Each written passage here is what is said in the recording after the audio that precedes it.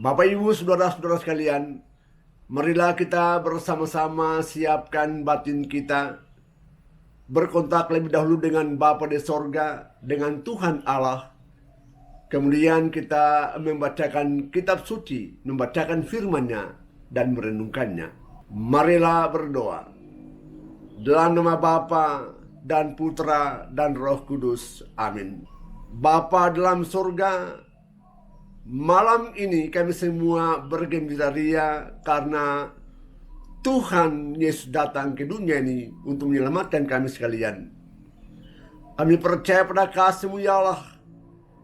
Keselamatan terjadi atas kehadiran Putra-Mu Tuhan Yesus yang datang ke dunia semata-mata untuk membantu kami menyelamatkan kami umat manusia seantero dunia ini. Bimbinglah kami sekalian untuk menghayati kehadirannya, teristimewa menghayati firman-Nya, mencontohi jalan kehidupannya, mencontohi hidupnya itu sendiri, supaya kami juga senantiasa berjalan dalam kebenaran bersama Engkau ya Allah. Terpujilah Engkau sepanjang segala masa. Amin. Dalam nama Bapa dan Putra dan Roh Kudus. Amin. Saudara sekalian, marilah kita membaca kitab suci yang diambil dari tulisan Lukas bab 2 ayat 1 sampai 14. Isinya sebagai berikut. Sekali peristiwa, Kaisar Agustus mengeluarkan suatu perintah menyuruh mendaftar semua orang di seluruh dunia. Inilah pendaftaran yang pertama kali diadakan sewaktu Quirinius menjadi wali negeri di Syria. Maka pergilah semua orang mendaftarkan diri masing-masing ke kota asalnya. Demikian juga Yusuf. Ia pergi dari kota Nazaret di Galilea ke Yudea, ke kota Daud yang bernama Bethlehem, karena ia berasal dari keluarga dan keturunan Daud, supaya didaftarkan bersama-sama dengan Maria tunangannya yang sedang mengandung.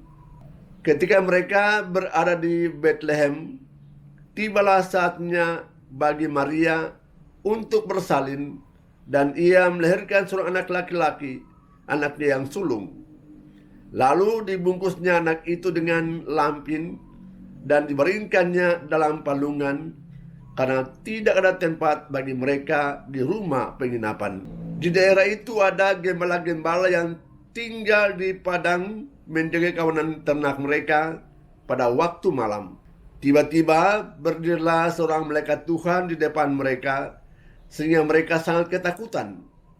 Maka kata malaikat itu kepada mereka, "Jangan takut, sebab sesungguhnya aku memberikan kepadamu kesukaan besar untuk seluruh bangsa. Hari ini telah lahir bagimu juru selamat, yaitu Kristus Tuhan di kota Daud. Dan inilah tandanya bagimu, kamu akan menjumpai seorang bayi dibungkus dengan lampin dan terbaring dalam palungan." Dan tiba-tiba tampaklah bersama dengan malaikat itu sejumlah besar bala tentara surga yang memuji Allah, katanya, "Kemuliaan bagi Allah di tempat yang maha tinggi, dan damai sejahtera di bumi bagi orang yang berkenan kepadanya." Demikianlah Injil Tuhan. Saudara-saudara sekalian, marilah kita merenungkan bagaimanakah Yesus lahir di dunia ini. Saudara, sesuai dengan perintah dari Kaisar Agustus, semua orang mesti mendaftarkan diri di kota asalnya. Begitu juga Yusuf dan Maria menyadari bahwa asalnya dari keturunan Daud, maka mereka juga pergi mendaftarkan diri di Bethlehem, kota asal. Tentu saja mereka juga pertama-tama mencari penginapan. Saudara sekalian, mereka mencari penginapan-penginapan. Masuk ke penginapan yang satu sudah penuh, ke penginapan yang kedua juga sudah penuh. Mereka berkeliling mencari dan mencari. Ternyata semua sudah penuh. Sebenarnya kalau ada orang yang punya hati yang baik, bisa menawarkan kepada Yusuf dan Maria yang kini sudah mengandung itu, silakan masuk ke kamarku. Tetapi semuanya sibuk dan dirinya tidak punya hati bagi keluarga lain. Teristimewa bagi Maria yang kini mengandung itu. Yusuf dan Maria tidak hilang akal. Dan ternyata bahwa Maria juga sebelum mulai merasakan akan melahirkan, mereka terpaksa ambil saja kandang tempatnya ternak-ternak itu. Barangkali ada yang bisa cocok untuk Maria. Dan mereka menemukan satu tempat yang layak, meskipun itulah punya ternak. Saudara sekalian, coba lihat saja bagaimanakah perjuangan Yesus dan Maria.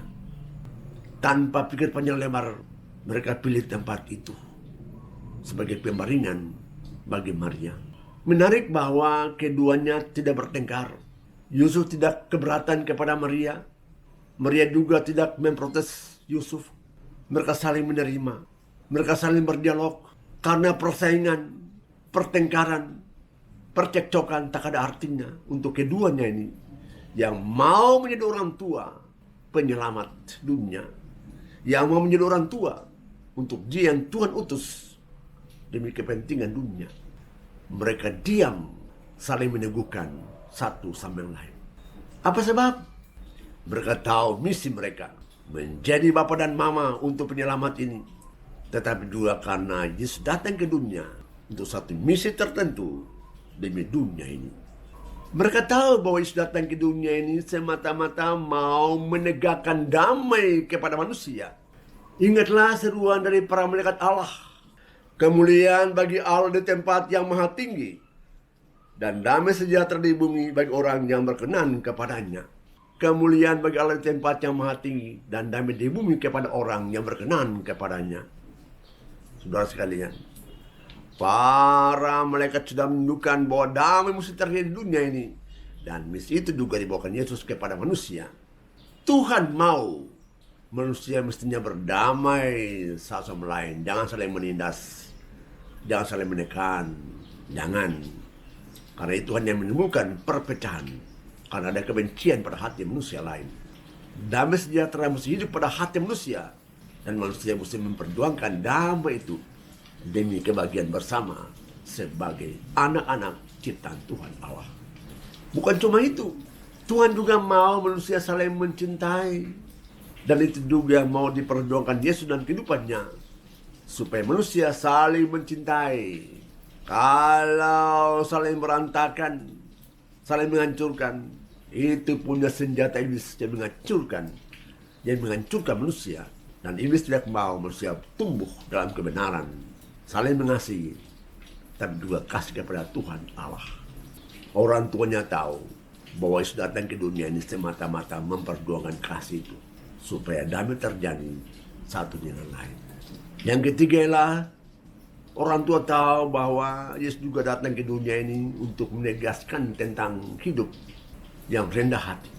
Yesus mau supaya kalau mau orang saling mencintai, dan kalau orang sungguh-sungguh mau memperjuangkan perdamaian, dia mesti rendah hati. Maka tidak heran bahwa waktu Yesus sendiri sudah besar dan mengetahui bahwa dia pernah lahir di kandang itu, tempat bagi ternak-ternak itu, Yesus tidak merasa minder, tidak. Bagi dia itu hal biasa. Oleh karena apa? Memang aku datang menegakkan tentang rendah hati bagi manusia. Karena kalau orang sombong itu tak ada artinya. Orang aku hati itu tak ada artinya.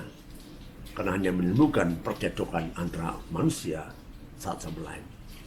Hiduplah rendah hati, jangan sombong. Dan sejak kecil, Yesus sudah mempraktekkan hal rendah hati itu. Karena dia adalah cahaya bagi dunia ini. Saudara sekalian, apa yang kita bisa belajar dari situasi kelahiran Tuhan ini? Yang pertama, kita ingat bagaimana relasi antara Maria dan Yusuf.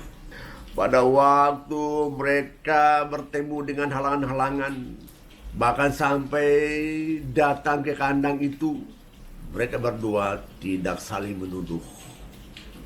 Mereka berdua tidak saling bercekcok. Tapi semuanya dalam ketenangan batin, menerima kenyataan dan berdiskusi apa yang kita mesti buat demi kelahiran putra ini yang manusia sudah lama menunggu kedatangannya, kehadirannya. Kita semua juga begitu, kita belajar. Ada banyak hal yang menantang kita punya pikiran, menantang kita punya hati. Hindarkanlah percekcokan sesama lain. Alangkah bagusnya tekankanlah masalah dialog. Terima kenyataan, tapi kemudian kita berdialog, berkomunikasi Saling membuka hati dalam situasi tenang. Karena kalau emosional hanya mendatangkan kehancuran satu sama lain. Para keluarga, Bapak Ibu sekalian, belajarlah dari Bunda Maria dan Yusuf. Ada banyak hal yang mengganggu kehidupan kalian semua. Ada banyak hal yang mengganggu kalian berdua sebagai suami istri. Lepaskanlah unek-unek pada hatimu. Tanggalkan semuanya itu.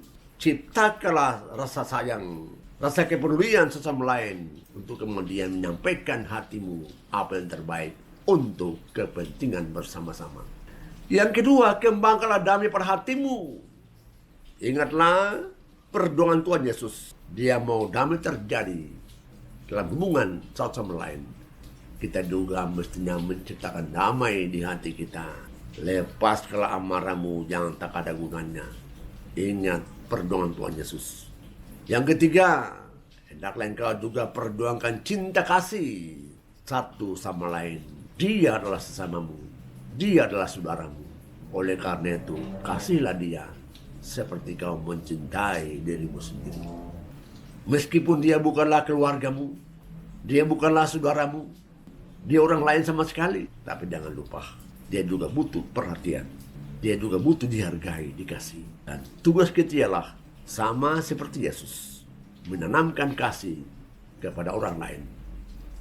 Karena kita juga sudah mengalami betapa Tuhan mencintai kita. Yang ketiga ialah kembangkanlah rasa rendah hati pada dirimu. Lepaskanlah kesombongan. Karena rendah hati mendatangkan persekutuan bersama-sama. Di dalam kerendahan hati ada damai dan ada kasih. Semoga Natal yang kita alami pada hari ini membuat kita menyadari betapa Allah mencintai kita. Dan karena itu kita juga mau meneruskan cara Tuhan bagi orang-orang lain yang kita jumpai dan kita kenal. Marilah kita menutup renungan ini dengan berdoa bersama-sama. Minta kepada Tuhan berkati kita. Dalam nama Bapa dan Putra dan Roh Kudus. Amin. Tuhan Bapa yang kudus, terima kasih banyak atas kehadiran Putramu yang kami mulai rayakan Natalnya pada malam hari ini. Kami tahu bahwa Tuhan senantiasa mencintai kami dan mau menyelamatkan kami. Lindungilah kami ya Tuhan dari segala hal yang bisa merusak hubungan kami dengan Dikau dan sama kami. Peliharalah kehidupan kami, supaya kami sungguh-sungguh setia kepada Engkau. Terus juga setia dalam menjalankan misi Tuhan Yesus. Damai kepada orang lain, kasih kepada orang lain, karena dia juga sesama kami. Terpujilah Engkau sepanjang segala masa. Amin. Dalam nama Bapa dan Putra dan Roh Kudus. Amin. Selamat Natal.